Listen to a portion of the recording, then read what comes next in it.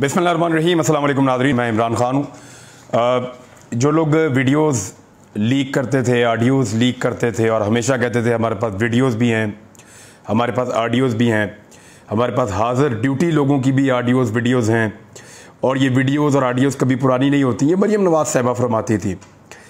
इस ख़ानदान ने हमेशा तस्वीरों के साथ, ऑडियोज़ के साथ और वीडियोज़ के साथ खेला है। बेनज़ीर भुट्टो साहिबा की चाहे जाली तस्वीरें बनवाई हों, यही जमाइमा के साथ किया हो, यही बाकी लोगों के साथ इन्होंने जुल्म किया और उसके बाद अभी तक ये फ़ोटोशॉप और इस तरह के काम करते हैं। जाली ऑडियोज़ भी बनाते हैं, जैसा कि साबिक चीफ जस्टिस साकिब निसार साहब की इन्होंने एक ऑडियो बनाई, उसका अमेरिका में फॉरेंसिक करवाया 2 नंबर तरीके से और फिर वो साबित हो गई कि वो झूठी है और फिर उसके बाद शर्मिंदा भी नहीं हुए।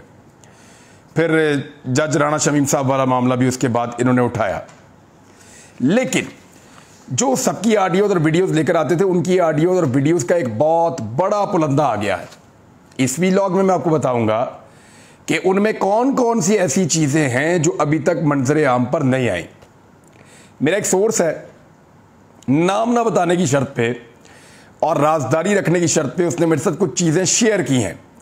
अब ये मैं जो चीज़ आपको बता रहा हूँ, ये मुबैना तौर पे है जो मुझे बताई गई है, मैं आपके साथ शेयर कर देता हूँ। हो सकता है ये तमाम चीज़ें अगले चंद घंटों में या अगले चंद दिनों में मंजर आम पे आ जाएं और हो सकता है कि इनको होल्ड कर लिया जाए, क्योंकि ये जो एक सिक्योरिटी ब्रीच हुआ है ना बहुत बड़ा, ये बड़ा खौफनाक काम हुआ है।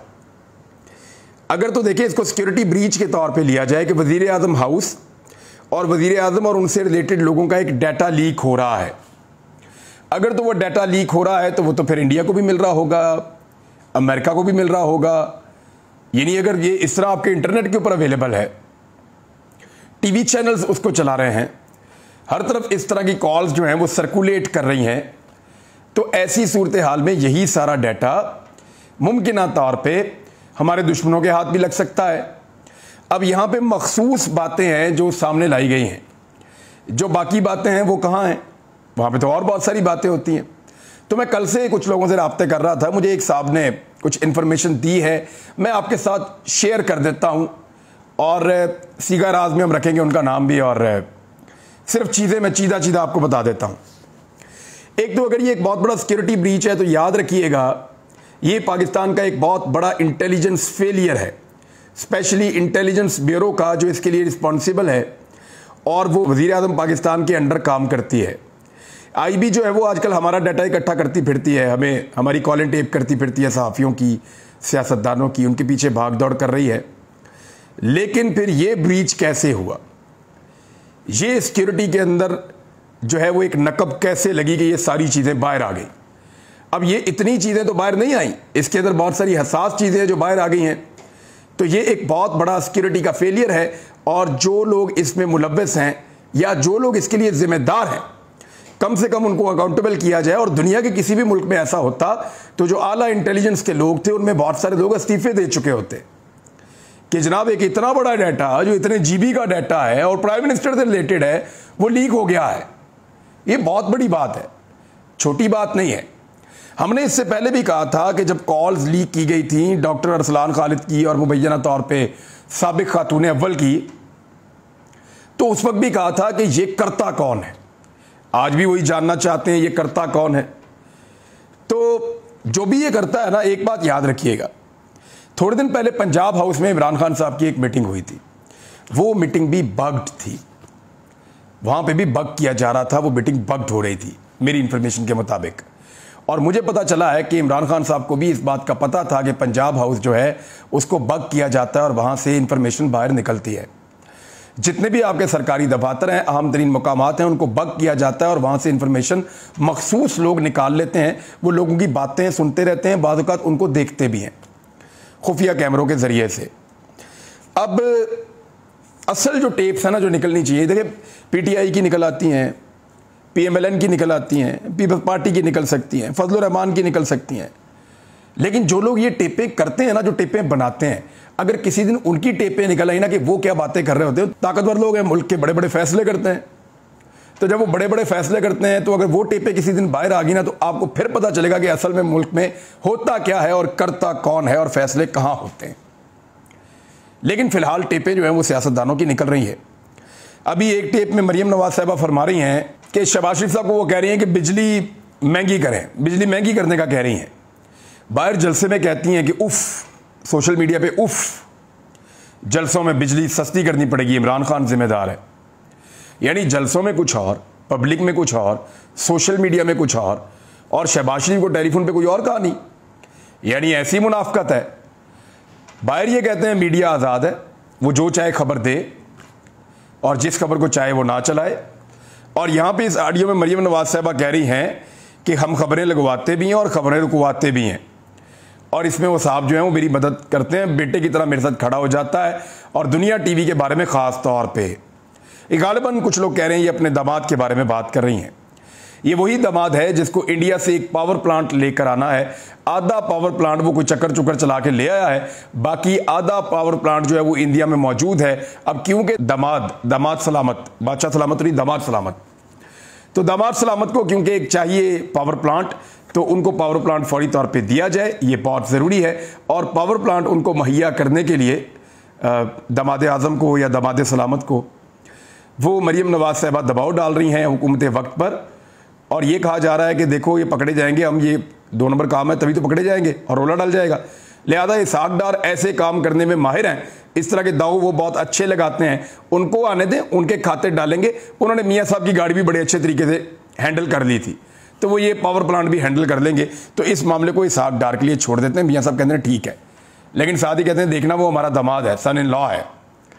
تو یہ تو جی دامادوں کی، بچوں کی، بیٹیوں کی خواہشات پوری ہو رہی ہیں۔ ایک اور آڈیو جس میں الیکشن کمیشن آف پاکستان کو مبینہ طور پہ بتایا جا رہا ہے، اس کے لیے ایک میٹنگ کی جا رہی ہے کہ جی فلاں فلاں بندے جو ہیں وہ لنڈن سے اپروول لے کے ان کو عہدوں سے فارغ کر دو اور وہاں پہ الیکشن پہ آ جائیں۔ یعنی الیکشن کمیشن آف پاکستان کو کیسے ہینڈل کرنا ہے، کس کو رکھنا ہے، کس کو نکالنا ہے اسمبلی سے، اس کے بارے میں پلاننگ کی جا رہی ہے کہ 2-2 4-4 کر کے ان کو روزانہ فارغ کرو، جب فارغ کرو گے تو ان میں کھلبلی مچ جائے گی، یہ شہباز شریف صاحب کہہ رہے ہیں۔ یعنی ایسی 2 نمبر سیاست کرتے ہیں۔ ویسے تو یہ کہتے ہیں آئین اور قانون کے تحت ہو رہا ہے، لیکن ہر چیز کو اندر بیٹھ کر طے کر رہے ہوتے ہیں، ہر چیز کو اندر بیٹھ کے مینوپولیٹ کر رہے ہوتے ہیں۔ تو یہ ہے جناب ان کا طریقہ واردات۔ اب ایک اور چیز ہے، میں آپ کو بتاؤں گا کہ کون کون سی ایسی چیزیں ہیں جو مجھے مبینہ طور پہ ایک صاحب نے مجھے بیان کی ہیں، مجھے بتایا کہ یہ ساری آڈیو کالز موجود ہیں، اور یہ ممکنہ طور پہ آنے والے چند گھنٹوں میں، چند دنوں میں یہ ساری کی ساری لیک ہو سکتی ہیں اگر بندوبست نہ کیا گیا تو۔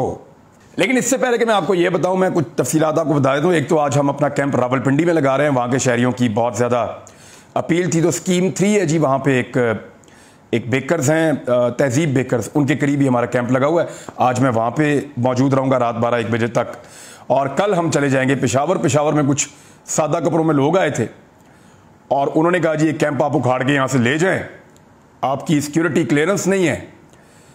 تو ہم نے انہیں کہا جی ہم کیوں اکھاڑ کے لے جائیں جو وہاں لوگ موجود تھے، یہاں پہ تو پاک فوج کا کیمپ بھی لگا ہوا تھا، الخدمت والوں کا بھی لگا ہوا تھا، اور بہت ساری تنظیموں نے اپنے یہاں کیمپ لگائے ہوئے تھے، تو ان سب کی سیکیورٹی کلیئرنس ہے اور ہماری نہیں ہے۔ تو وہ لوگ یہ کہہ کر چلے گئے کہ جی آپ اس کو اکھاڑ دیں، آپ کی سیکیورٹی کلیئرنس نہیں ہے، آپ کو بتا دیا گیا ہے۔ ہم نے انتظامیہ سے رابطہ کیا تو انہوں نے کہا جی آپ اس کو کہیں اور لے جائیں شروع میں۔ تو میں نے اس پہ ٹویٹ بھی کیا، اور DGISPR سے میں نے یہ سوال بھی پوچھا، پشاور کے بھائی بلا رہے ہیں نا، وہ کہہ رہے ہیں ادھر بھی آؤ کیمپ لگاؤ ایک دن، ہم بھی ڈونیشن دینا چاہتے ہیں، تو ٹھیک ہے، ان کو حق ہے دینے کا، اور ہمیں حق ہے اس کو لے کر لوگوں تک پہنچانے کا۔ تو وہاں پہ جو ہے وہ ایک عجیب سوتیلوں والا سلوک ہے، باقی سارے لوگ وہی کام کریں تو ٹھیک ہے، اور ہمیں وہاں سے کیمپ اکھاڑنے کا کہا جا رہا تھا۔ تو میں نے پھر اس کو ٹویٹ پہ بھی کہہ دیا تھا، اور ویسے بھی میں عرض کر رہا ہوں کہ کل وہاں پہ کیمپ ہوگا یا نہیں ہوگا، مجھے زمین پہ بھی بیٹھنا پڑا تو میں پشاور جاؤں گا اور اسی جگہ پر موجود رہوں گا۔ سیکیورٹی کلیئرنس کی پاکستان کے اندر مجھے کہیں کوئی ضرورت نہیں ہے، میرا ملک ہے، جہاں دل کرے گا میں جاؤں گا، مجھے کسی قسم کی سیکیورٹی کلیئرنس نہیں کروانی ہے۔ میں سیاچن تک گیا ہوں، میں نے SSG کی ٹریننگ تک دیکھی ہے، میں نے ہر وہ چیز پاکستان میں وٹنس کی ہے جہاں پہ ایون JF-17 تھنڈر طیارے بنتے ہیں، وہاں تک مجھے لے کر گئے، ہر چیز میں نے دیکھی ہے میری۔ اب آپ نے سیکیورٹی کلیئرنس کروانی ہے، میں پاکستانی ہوں اور پاکستانیوں کے پاس جا رہا ہوں۔ اب مجھے جو ہے وہاں پہ خیبر پختونخوا کی پولیس نے یہ کہا ہے، اور ان لوگوں نے رابطہ کیا، ان کے ایک وزیر نے بھی رابطہ کیا، اور انہوں نے کہا جی آپ پریشان مت ہوں، ہم وہاں پہ سیکیورٹی کا بندوبست کرتے ہیں، آپ کو وہاں سے کوئی نہیں اٹھائے گا۔ بہرحال اگر کوئی کیمپ اکھاڑ کے لے جانا چاہتا ہے تو لے جائے، ہم وہیں پہ بیٹھیں گے اور وہیں پہ مدد اکٹھی کریں گے۔ اب سن لیں جو میرے سورس نے مجھے بتایا، انہوں نے مجھے بتایا کہ یہ چیزیں ہیں جن کی مزید کالز جو ہیں وہ لیک ہو سکتی ہیں. نمبر 1, یہ خالی کالز نہیں ہے, یہ بگ کیا گیا ہے بہت سارا کچھ, اندر کا بندہ بھی ملوث ہو سکتا ہے. لیٹس سی ہوتا کیا ہے, ابھی انکوائری چلے گی. کچھ کالز اس بارے میں ہے کہ الیکشن نہ کروائے جائیں, پھنس جائیں گے سارے. کچھ آڈیوز یہ ہیں کہ اگر الیکشن کروائے تو عمران خان جیت جائے گا, بہت بری حالت کر دے گا, الیکشن میں مت جانا. اس کے بارے میں باقاعدہ ڈسکشن ہے. کچھ جو ہیں وہ صوبائی الیکشنز کے اندر دھاندلی کی جو بہت تیاری کی گئی تھی 17 جولائی کے الیکشن سے پہلے, اور کس کس کو کہاں پر لگایا گیا تھا, اور کس کس طریقے سے الیکشن کو 2 نمبری کرنے کی کوشش کی گئی تھی, ایک اس کے حوالے سے بھی آڈیوز ہیں. حمزہ شہباز کی حکومت کو بچانے کے لیے کیا کچھ کیا گیا اور عدالت میں کیا کرنے کی کوشش کی گئی, اور کس طریقے سے چیزوں کو ہینڈل کرنے کی کوشش کی گئی, اور کس کس کو کیسے کیسے اپروچ کرنے کی کوشش کی گئی, اس میں بھی کچھ آڈیوز موجود ہیں. 25 سپتمبر کا جو الیکشن مؤخر ہوا ہے تھوڑے دن پہلے, جو الیکشن کمیشن آف پاکستان نے کا سیلاب آیا ہوا ہے, حالانکہ جہاں پہ الیکشن تھا ان 9 حلقوں میں سے ایک میں بھی سیلاب نہیں ہے, تو سیلاب آیا ہوا ہے, یہ بہانہ لگایا. تو یہ جو سارا معاملہ ہے اس کی بھی آڈیو موجود ہے. عمران خان کی مقبولیت بڑھ گئی ہے, اس کا اعتراف بھی ایک آڈیو کے اندر موجود ہے, اور میڈیا کو کنٹرول کرنے کے حوالے سے بہت ساری آڈیوز ہے, کس کو کیسے کنٹرول کرنا ہے اور کس کو کیا کرنا ہے. انٹرنیٹ کو بند کرنے کے حوالے سے بھی آڈیوز موجود ہے کہ عمران خان کی بات بالکل سنانا ہی بند کر دو, اور فوج کو اور تحریک انصاف کو کیسے لڑوانا ہے اس کے اوپر بھی آڈیوز موجود ہیں. سلمان شہباز کے رابطے موجود ہیں کچھ آڈیوز کے اندر, اور وہ عجیب و غریب ڈیمانڈز کر رہے ہیں. نواز شریف کے بھی رابطے موجود ہیں. نواز شریف کی واپسی کے حوالے سے جو بات چیت ہوئی ہے اس حوالے سے بھی کچھ کانٹینٹ آڈیوز کے اندر موجود ہے. عدالتی فیصلوں پہ بڑے عجیب و غریب تبصرے موجود ہیں ججز کے نام لے کر مبینہ طور پہ کچھ آڈیوز کے اندر. اللہ کرے کہ یہ کبھی پبلک نہ ہو, لیکن ایسی چیزیں مجھے میرے سورس نے بتائی ہیں. نیب کو ختم کرنے کے حوالے سے اور نیب کے دانت توڑنے کے حوالے سے کون کون سی چیزیں کیسے کیسے کرنی ہیں, اس کی جو ڈسکشن ہے اس کی آڈیو بھی موجود ہے. اچھا, کچھ بڑی مزیدار مجھے اس شخص نے بات بتائی اور میں حیران ہو گیا. اس نے کہا G M Q M Asif Ali Zardari اور مولانا فضل الرحمان کو صرف گالیاں نہیں دیں انہوں نے, پی ایم ایل این نے. اس قسم کی آڈیوز بھی موجود ہیں کہ وہ لوگ یہ کرتے ہیں, وہ مانگتے ہیں, ایسا کرتے ہیں, وہ تو موجیں ان کی لگی ہوئی ہیں, ہم پھنس گئے. اس قسم کی چیزیں بھی موجود ہیں. اور ایک ایسی بھی آڈیو موجود ہے جس کے اندر یہ ہے کہ یہ تاثر نہ جائے کہ ہمیں اسٹیبلشمنٹ نے کہا کہ یہ, یا ہمیں کہہ کر ہم سے یہ کروایا گیا رجیم چینج یا ووٹ آف نو کانفیڈنس. تاثر یہی جانا چاہیے کہ ہم ہی نے یہ کیا ہے. اچھا, 25 تاریخ سے پہلے کی, 25 مئی سے پہلے کی آڈیوز میرے سورس نے کہا کہ اس کو نہیں آڈیا, کہ اس سے پہلے والی اس کی ایکسیس میں نہیں ہے, یا اس کو نہیں پتا کہ اس سے پہلے بھی کوئی آڈیوز ہے. یہ میں ایک سورس کی بات کر رہا ہوں جو کہتا ہے جی کہ اس نے یہ مبینہ طور پہ, اور ان نون سورس ہے وہ کہتا ہے جی اس نے یہ سنی ہے. بہرحال اس کے بعد بجٹ کے حوالے سے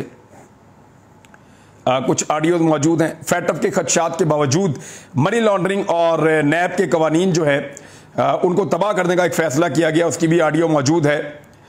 تو یہ ساری چیزیں آڈیوز کے اندر موجود ہیں اور بڑی انفارچونیٹ ہیں, یعنی یہ ایکسپوز ہو گئے ہیں بہت بری طرح. اگر باقی آڈیوز آ جائیں نا تو 24 گھنٹے یہ حکومت نہیں چل سکتی. یہ میں آپ کو بتا دوں کہ جو کچھ ان آڈیوز کے اندر موجود ہے, اور وہ ڈیٹا کیسے بک رہا ہے, بلیک ویب کے اوپر بک رہا ہے. یہ ہے جی پاکستان کا ڈیموکریسی کا چہرہ اور پاکستان کی انٹیلیجنس کی کارکردگی کہ وزیر اعظم ہاؤس کا ڈیٹا ایسے لیک ہو رہا ہے. اب فرض کریں اس کے اندر خارجی معاملات ہیں بڑے اہم ترین, وہ چیزیں بھی اگر لیک ہو رہی ہیں تو دنیا ہمارے بارے میں کیا سوچے گی. ہمارے انٹرنل میٹرز ہیں وہ دنیا تک جا رہے ہیں.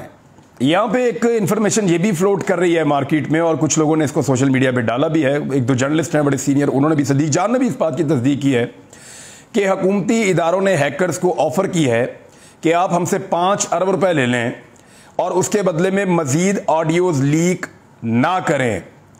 اہم حکومتی اداروں کی ہیکر سے بات چیت جاری, 5 ارب کے عوض مزید آڈیوز لیک نہ کرنے کی آفر, قیمت مزید بڑھانے کی پیشکش. گیم آن ہے, اگر ڈیل نہ ہوئی تو ایسی ایسی چیزیں آئیں گی کہ سن کر آپ کے کانوں سے دھوئیں نکل جائیں گے. اب یہ جو میرا سورس کہہ رہا ہے نا, یہ باتیں ٹھیک لگتی ہیں مجھے. اور اس کے علاوہ اسٹیبلشمنٹ کے بارے میں, اداروں کے بارے میں جو باتیں ہیں وہ الگ ہیں, میں ان پہ بات کرنا نہیں چاہتا. کہ ججز کے بارے میں, اداروں کے بارے میں, جرنلز کے نام لے کر جو باتیں ہیں وہ بڑی معیوب ہیں. میں نے سنی نہیں ہے لیکن مجھے ایک شخص نے کلیم کیا ہے. تو ناظرین یہ ہے جی ساری صورتحال اب تک کی آڈیوز کی, اور ویڈیوز لیک کرنے والے, آڈیوز لیک کرنے والے خود ہی اس میں پھنس گئے. وہ کہتے ہیں جو دوسرے کے لیے گڑھا کھودتا ہے آخر میں وہ اسی میں گرتا ہے. مجھے آپ کو میں ایک چھوٹی سی چیز بتا دیتا ہوں. 2 دن پہلے ایک شخص نے کال کی اور اس نے کہا جی کہ فلاں فلاں کی متنازع ویڈیوز میرے پاس ہیں. متنازع ویڈیوز، اور ان لوگوں نے میرے ساتھ بڑی زیادتی کی ہوئی ہے. تو میں نے اس آدمی سے یہ جواب دیا کہ آپ ان کو ڈیلیٹ کر دیں، کیونکہ کسی کی نجی زندگی کے اندر نہ جائیں، آپ ان کا پردہ رکھیں، اللہ آپ کا پردہ رکھے گا. میں نے وہ ویڈیوز آڈیوز کے اندر کوئی دلچسپی ظاہر نہیں کی. بہرحال سب کا اپنا اپنا طریقہ کار ہے. اب تک لیے اتنے، اپنا خیال رکھیے گا، اپنے اس چینل کا بھی. اللہ حافظ.